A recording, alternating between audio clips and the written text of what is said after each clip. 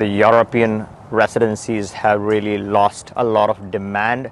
Exceedingly, I think the value proposition doesn't really look that good. The situation looks quite bleak, and there are several reasons to it. So I'm going to discuss all of this in detail. I feel the Latin American residencies makes a lot more sense, and they're much better than doing any of the European residencies. Again, there could be unique situations where you would want to do a European residency, but if you just compare the two and you're deciding which one to go for, my obvious choice is going to be investing in the Latin American region and staying clear or staying away from the European region. And when I say the European region, I'm talking about the entire European region. But before we get started with this topic, if you're new to my channel, my name is Jay Suresh, and here we discuss investments that lead to residencies and citizenships. So if you haven't subscribed to my channel, take a moment and subscribe so you're always up to date on the latest and greatest regarding any of the programs. Now, if you look at the European region, there's some serious problems going on there.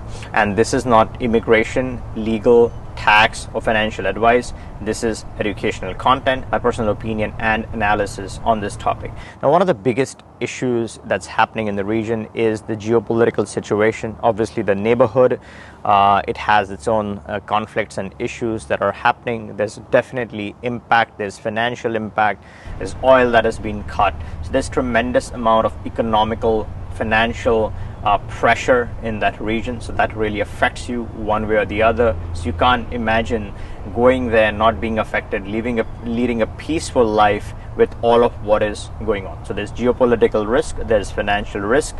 All of that is obviously a big consideration. One has to take that into account. The second big issue that's affecting the European region is the governments are getting exceedingly more stingy. They're trying to collect as much tax as they can. They're enforcing new measures to collect every single penny that they could. Now, that what this directly does, it sends a wrong message to the investors. People, when they're starting their business, if they're going to face a tremendous bureaucratic hurdles, they're going to face challenges with setting up their business. They're going to earn money. They're going to spend half their money just paying taxes. And obviously, the European region has its big set of problems. They have to fund and solve those problems. But where's that money coming from? Are they generating or printing this money?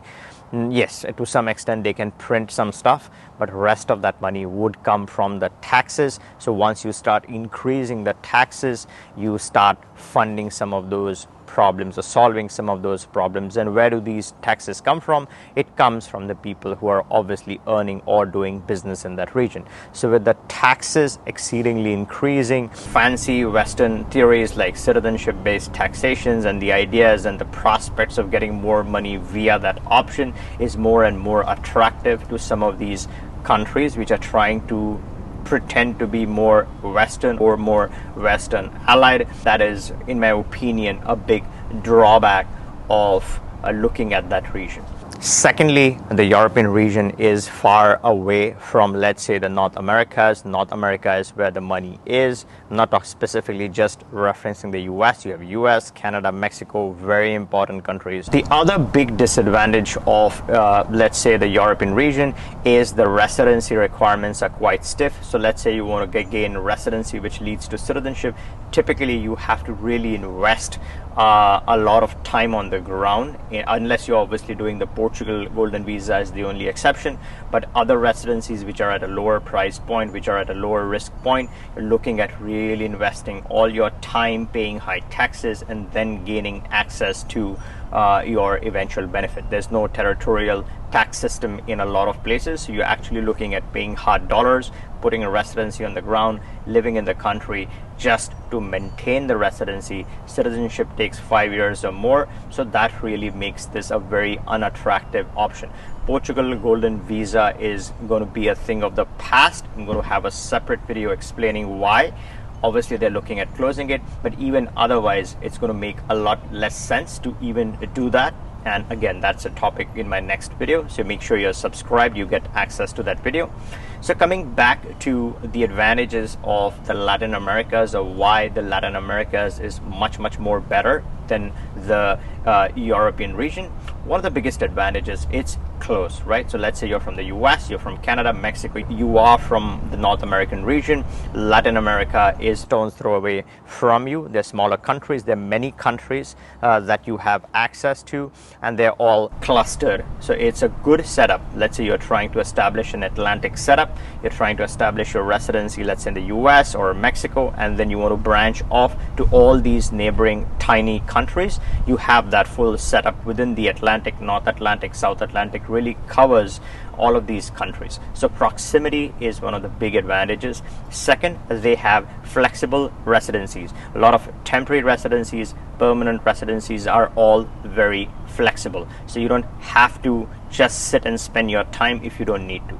The third advantage is the territorial tax system in a lot of Latin American countries, meaning let's say you are actually earning from that source, you are actually physically residing there, you're earning from the country, then you're going to be taxed, which obviously makes sense because if they're giving you the money, you're paying some taxes, you're living there, so it all makes sense.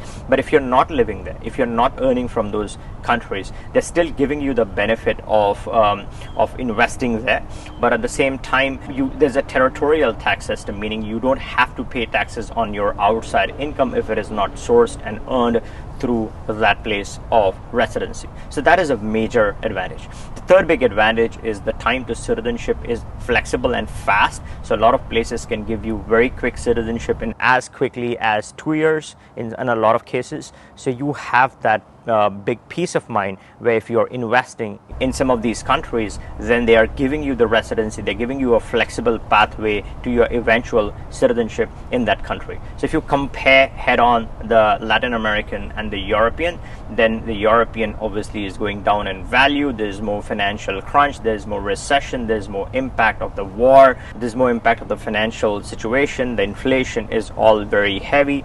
Latin America, on the other hand, has been historically slightly on the poorer side as compared to, let's say, the European region, but this is really going to turn up to be more effective, more efficient, more financially, it's going to make more sense, it's going to lead to more savings, better investments. And again, this is not investment advice, this is my personal opinion. Now, if you want to get started with your Atlantic setup where you're looking at a few countries, let's say Latin or South American countries, and establishing residencies that connect you with this cluster, then click that link in the description, book a call with us, we can discuss what you're looking for and get you started with the residency or citizenship of your choice. I hope you liked this video. If you did, give me a thumbs up and see you in the next one.